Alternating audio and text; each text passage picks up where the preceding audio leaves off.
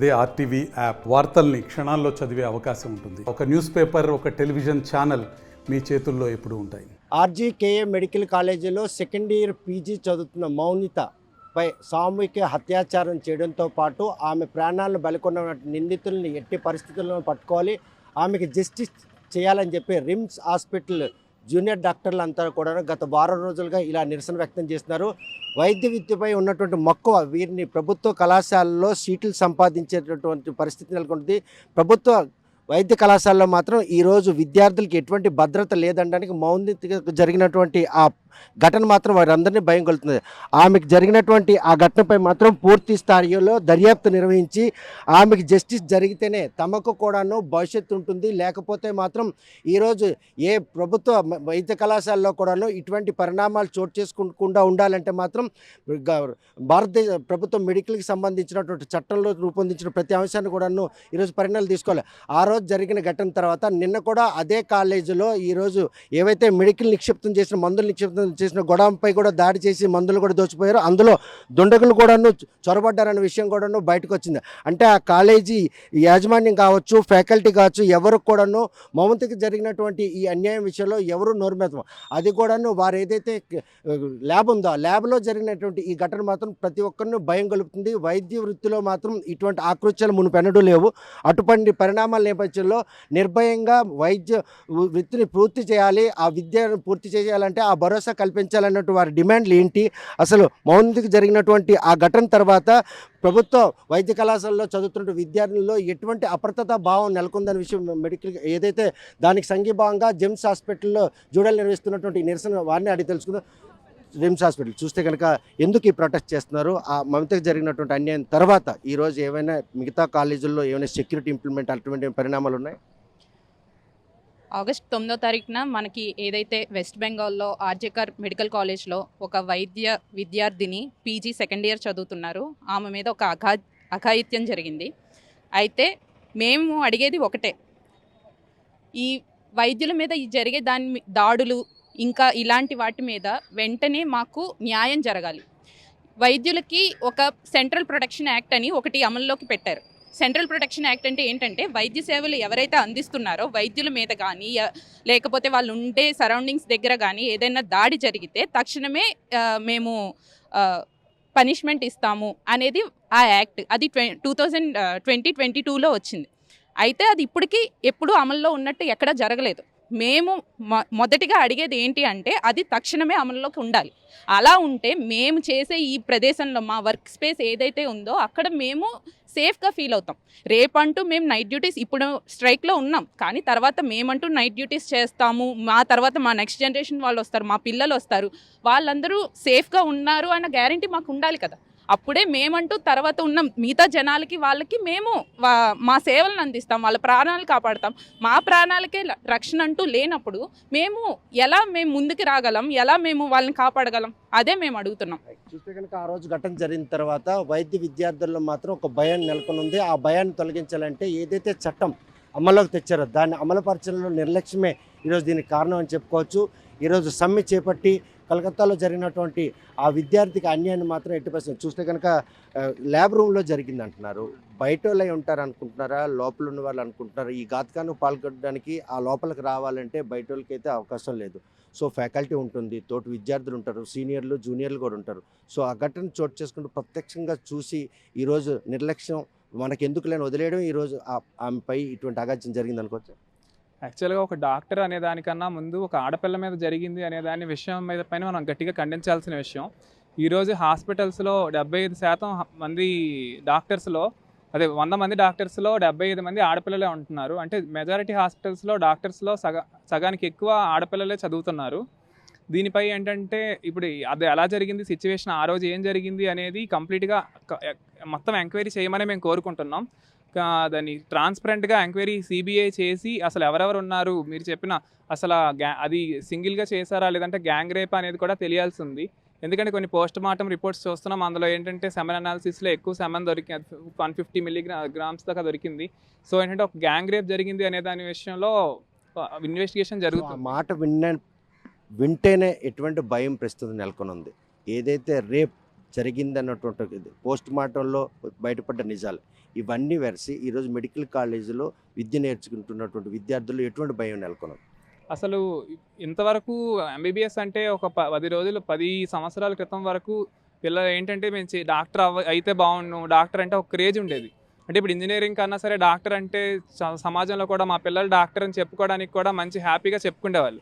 అలాంటిది ఈరోజు సిచ్యువేషన్ ఎలా ఉంది అంటే పిల్లల్ని జాయిన్ చేయాలన్నా సరే, ఒక ఎంబీబీఎస్లో కానీ జాయిన్ చేయాలన్నా సరే, ఆ ఉన్న సిచ్యువేషన్స్ చూసిన తర్వాత అసలు ఎలాంటి వృత్తి అవసరమా అనే స్టేజ్లోకి తల్లిదండ్రులు వెళ్ళారు. అసలు ఎలాంటి వృత్తిలో మనం రాణించగలం అనే దాంట్లోకి స్టూడెంట్స్ కూడా వెళ్ళడం జరుగుతుంది. సో దీనివల్ల ఏమవుతుందంటే ఫ్యూచర్లో మెరిటోరియస్ పీపుల్ కూడా ఇంకా అసలు డాక్టర్ అనే వృత్తిలోకి వెళ్ళడానికి కూడా భయపడే స్టేజ్లో ఉంటారు. మౌమితపై జరిగినటువంటి ఆ ఉదంతం మాత్రం ప్రతి ఒక్క మెడికల్ స్టూడెంట్ కూడాను ఎందుకు మేము వైద్య చదువులను ఎంచుకున్నామన్న ఆవేదన కలుగుతుంది. ఈ విషయంలో భారత ప్రభుత్వం కూడాను ఘటన జరిగి వారం రోజులు కావస్తున్నా కూడా ఇప్పటి వరకు ఎవరైతే నిందితులను వారిని పట్టుకునే పరిస్థితి లేదు. మరోవైపు నిన్న కూడా ఆ కాలేజీ ప్రాంగణంలో ఉన్న మెడికల్ స్టోర్ రూమ్లో కూడాను ఈరోజు దుండగులు చొరబడి ఆ మెడికల్ అన్ని అంటే మందులన్నీ పట్టుకోవాలి. చూస్తే ప్రస్తుతం మాత్రం చాలామంది వైద్య వృత్తిపై మక్కువ, సేవ చేయాలన్న ఒక నిరతి ఇవన్నీ కలిసి అహర్నిశలు శ్రమించి మెడికల్ సీట్లు సంపాదిస్తారు. అందులోనికి గవర్నమెంట్ మెడికల్ కాలేజ్ కానీ సీట్ వచ్చిందంటే చాలా గర్వంగా ఫీల్ అవుతుంది. ఈరోజు మౌమిత విషయంలో జరిగినటువంటి విషయం తర్వాత అసలు ఈ వైద్య వృత్తి ఎందుకు చేస్తామన్న మదనపాటు మిమ్మల్ని మిగులుస్తుందా? మౌమిత డాక్టర్ మీద జరిగిన అఘాత్యం తర్వాత డ్యూటీకి వెళ్ళాలంటే భయం కలుగుతుంది.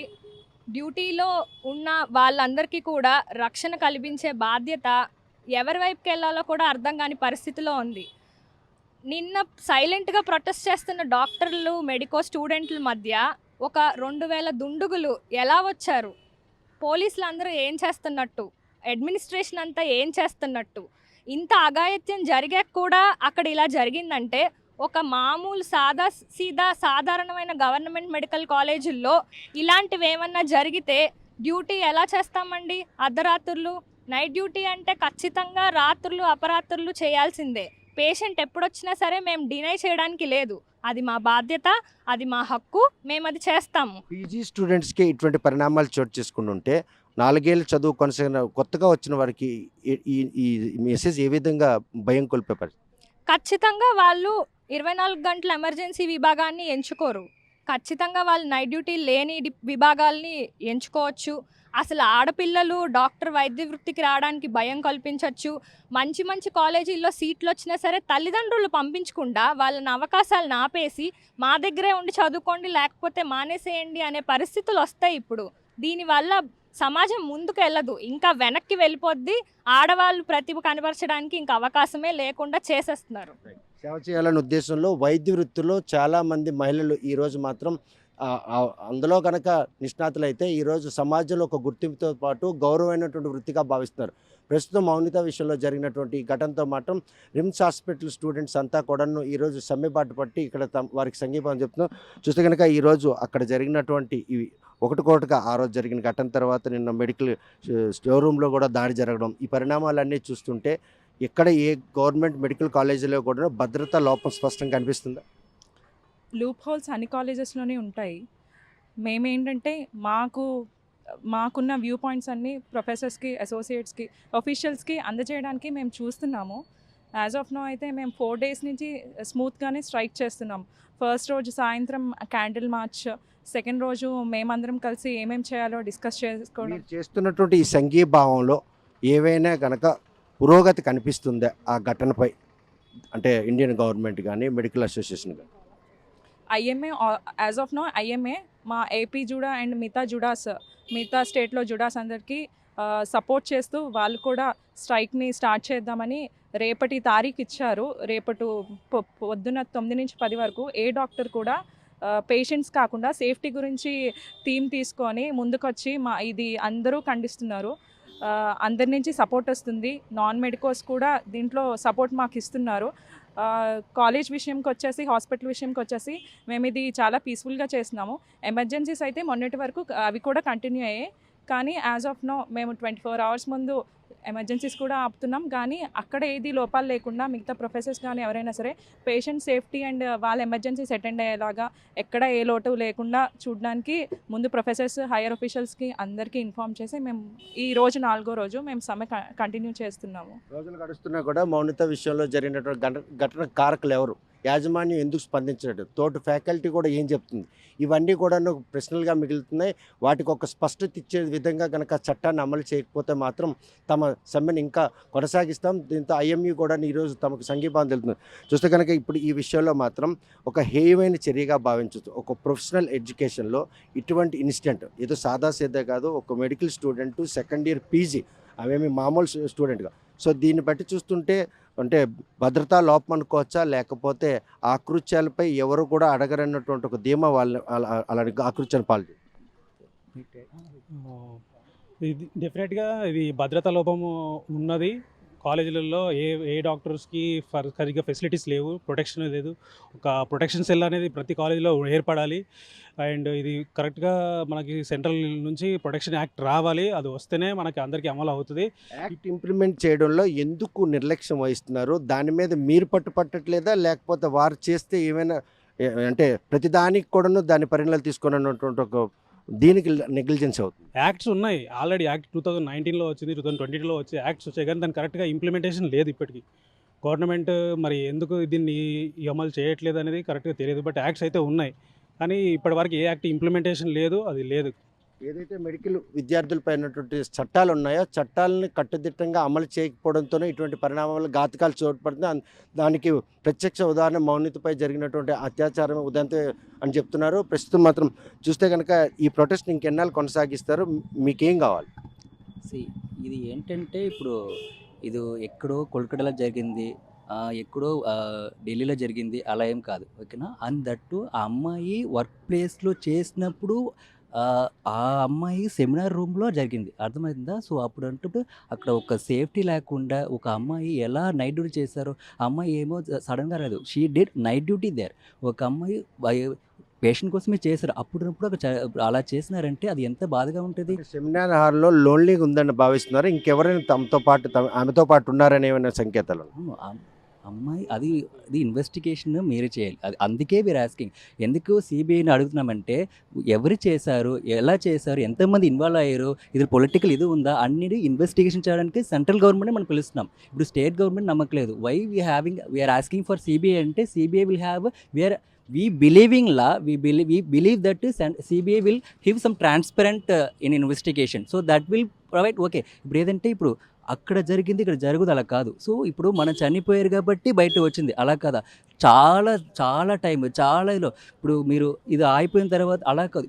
ఒక్క ఆంధ్రప్రదేశ్లో ఉన్న తమిళనాడు కానీ కేరళ కానీ ప్రతి స్టేట్లో ఇలా India wherever like pan India లాగా 29 స్టేట్లో అన్ని స్టేట్లో జరిగింది, అర్థమవుతుందా?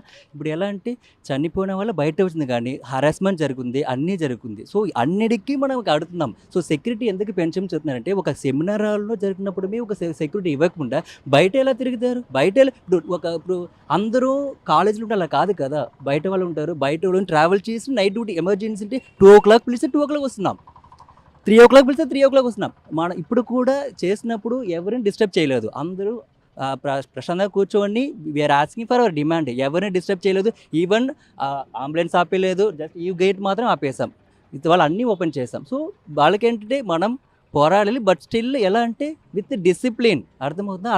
అలా చేసినప్పుడే ఒక మాబ్ అటెక్ట్ ఒక 3,000 మెంబర్స్ లోపల వచ్చేసి అన్నీ కొడేసి ఇది ఎవిడెన్స్ అన్నీ బ్రోక్ చేసి అలా ఏమొస్తుంది. సో దీనికోసమే వీఆర్ ఆస్కింగ్ ఫర్ ఇప్పుడు ఆ రోజు అయింది, మా బర్త్డేకి ఎలా అయింది, అర్థమవుతుందా? సో సిబిఐ వస్తే still we know who sent అన్నీ తెలిసిపోతుంది. సో ఆర్జీకే ప్రభుత్వ హాస్పిటల్ కలకత్తాలో జరిగినటువంటి ఇన్సిడెంట్తో మాత్రం మెడికల్ విద్యార్థులందరూ కూడా ఈరోజు తీవ్ర భయాందోళన చెందుతున్నారు. సెమినార్ హాల్లో రాత్రి విధి నిర్వహణలో ఉన్నటువంటి మౌనితపై ఎవరు దాడి చేశారు, ఆమెపై సామూహిక అత్యాచారానికి ఎవరు పాల్పడ్డారు, ఈ విషయంలో మెడికల్ స్టూడెంట్స్తో పాటు ఎస్ఎఫ్ఐ కూడా సంఘీభావం చెప్తున్నారు. చూస్తే ఈ ఘటనలు ఎలా అనిపిస్తున్నాయి? ఈరోజు ప్రభుత్వం ప్రైవేట్ హాస్పిటల్ కావచ్చు కళాశాలగా ఏవీ తేడా లేకుండా విద్యార్థులపై జరుగుతున్న దాన్ని ఏ విధంగా పరిణామాలు తీసుకున్నారు? మీరు వారికి ఎటువంటి సంఘీభావం? ఈరోజు చూసుకుంటే ఇది ఒక డాక్టర్స్కనే కాదు, దేశవ్యాప్తంగా ఎన్ని కొత్త చట్టాలు మహిళలకు రక్షణ కోసం తీసుకొచ్చినా కూడా అది పూర్తిగా ప్రభుత్వం అనేది అమలు చేయడంలో పూర్తిగా విఫలమైపోయింది. ప్రభుత్వం యొక్క చేతకానితనమే. ఈరోజు చాలామంది అమ్మాయిలపైన అత్యాచారాలు జరుగుతున్నా కూడా ప్రభుత్వం ముఖ్యంగా రాష్ట్ర ప్రభుత్వాలు చట్టాన్ని అమలు చేయడంలో వైఫల్యమే ఈరోజు వాళ్ళు ఈ సిబిఐకి సంబంధించినటువంటి కేసు దర్యాప్తుని డిమాండ్ చేస్తున్నారు. ఆ డిమాండ్లో ఉన్న వెసులుబాటు ఉందా? చేయడానికైతే అవకాశం ఉంది. ఖచ్చితంగా దీని రాష్ట్ర ప్రభుత్వం మాత్రమే కాదు, కేంద్ర ప్రభుత్వం కూడా ఇందులో చొరవ తీసుకోవాలి. ఖచ్చితంగా ఆ అమ్మాయికి న్యాయం చేయాలి. అలాగే ఈ న్యాయం చేసేంత వరకు కూడా ఈ పోరాటం అనేది కొనసాగుతూ ఉంటుంది.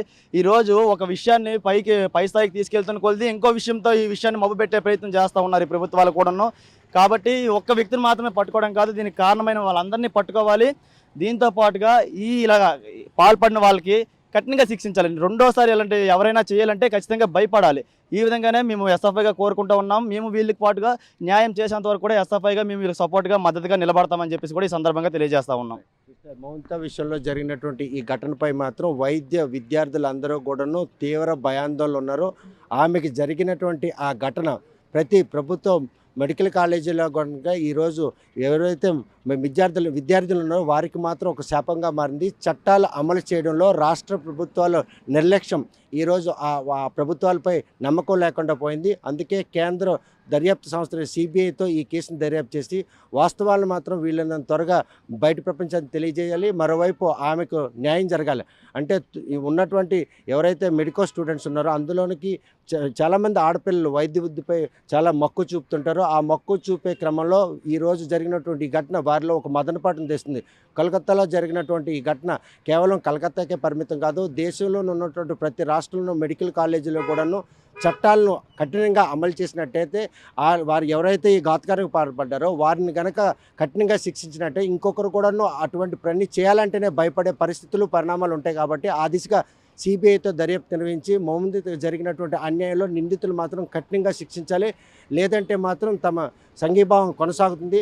శాంతియుతంగా వారు చేస్తున్నటువంటి ఈ సంఘీభావం విషయంలో మాత్రం దేశవ్యాప్తంగా ఐఎంఏ కూడాను వారి తాలూకు పోరాటాన్ని కూడాను పరిణామాలు తీసుకొని దర్యాప్తును ముమ్మరం చేసేందుకు వారు ప్రయత్నం చేస్తున్నారు. సిబిఐతో దర్యాప్తు నిర్వహించి మౌనిత విషయంలో జరిగినటువంటి ఆ ఘాతకానికి పాల్పడిన ప్రతి ఒక్కరిని కూడాను కఠినంగా శిక్షించినాడే ఈ సమస్యకు ఒక పరిష్కారం దొరుకుతుందని వారు ఆశాభావం వ్యక్తం చేస్తున్నారు. మరి ఆ దిశగా భారత ప్రభుత్వం ఐఎంఏ కూడాను ఈరోజు సమగ్రంగా దర్యాప్తు జరిపి ఆమెకు జరిగినట్టు అన్యాయం పాల్పడినటువంటి నిందితులను కఠినంగా శిక్షిస్తారా లేదా అన్న విషయం వేచి చూడండి.